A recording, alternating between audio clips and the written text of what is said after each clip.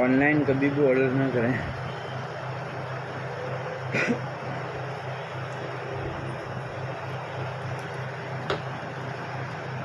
सावधान रहे और सतर्क रहे।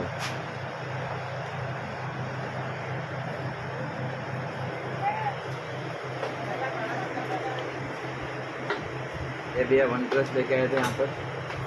अरे भाई कितने मतलब